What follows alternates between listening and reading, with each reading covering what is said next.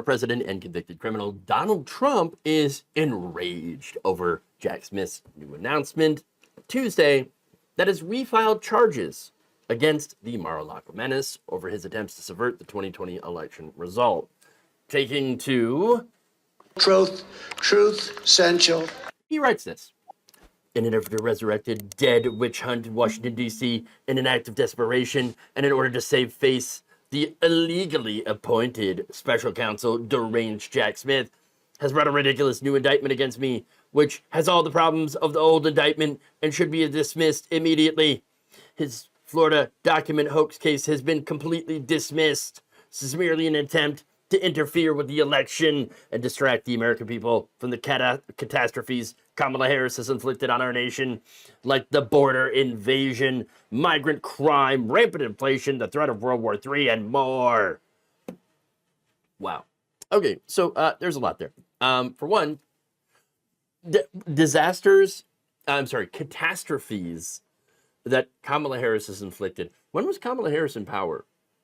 I mean, sure, she was vice president, but I'm just saying. And by the way, when did any of that happen? No, there is no border invasion. Migrant crime is a made-up thing. Migrants actually do less crime than native-born Americans. Inflation, well, okay, so, yeah, okay, we've got inflation, which has gone down.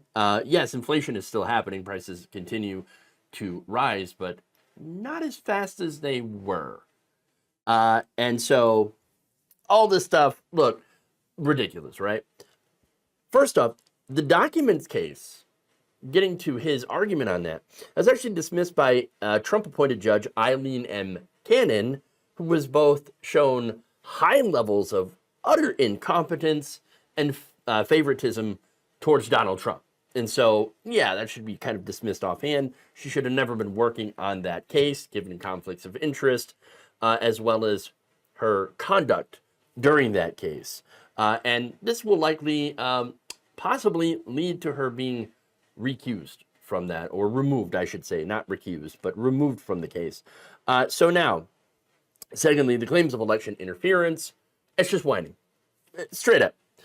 Trump did everything he could to delay these cases up until the election, so he could cry about it and about, oh my God, this is how dare you do this so close to the election?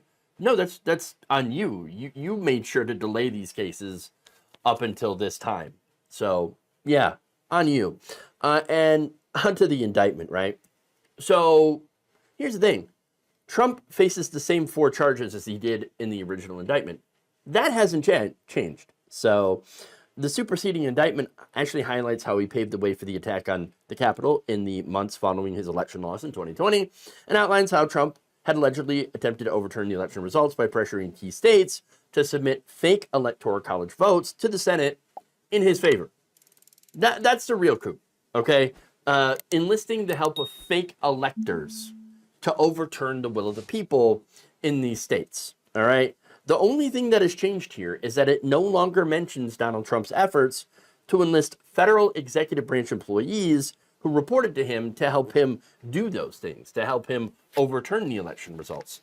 And of course, that's an attempt to honor the Supreme Court's ruling back in July that Trump is immune from criminal prosecution for official acts while he was president. Trying to overturn an election that you lost is not an official act of the president. Now, Smith wrote that the new indictment reflects the government's efforts to respect and implement the Supreme Court's holdings, which again, doesn't actually take away from the case, all the other evidence here. Now they just can't say, well, you know, he instructed his officials in the cabinet to do X, Y, and Z. So now, Trump, of course, should have expected this, but says that he is shocked that they did it, quote, immediately after our Supreme Court victory on immunity and more. What do you mean by and more? I don't quite understand. We got a victory in the Supreme Court and more. Okay. He then adds, I've also been informed by my attorneys that you're not even allowed to bring cases literally right before an election, a direct assault on democracy. This is unprecedented abuse of the criminal justice system. Voting starts on September 6th. Therefore, the DOJ has violated its own policy that you cannot influence an election within 60 days of that election. They have just taken such an action. Election interference. So, wait, hold on. There's a bit of a problem with that argument, okay? Election day 2024 is 69 days away. There are some states that do allow early voting. Okay. But that said, the 60-day rule that he alludes to does not actually apply to cases like Trump's that have already been charged and are now in the hands of the judicial system. This is according to Lawfare's Anna Bauer. Okay.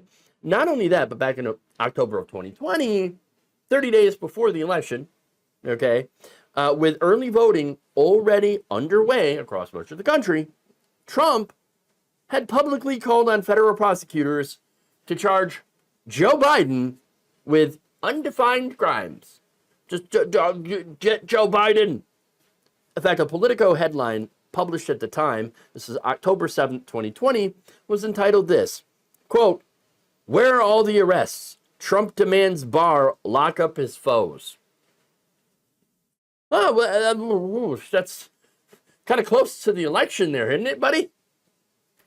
So yeah, here we have October 2020, lock up Joe Biden versus, Trump versus 2024, charges filed 70 days before an election is somehow interference, Trump.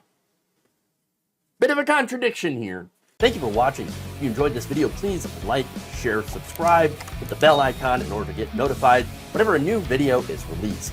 And if you want to support independent, progressive media through this difficult time where it seems like everybody is shutting down, you can become a member on our YouTube page, you can become a subscriber on Facebook, or you can go to my Patreon.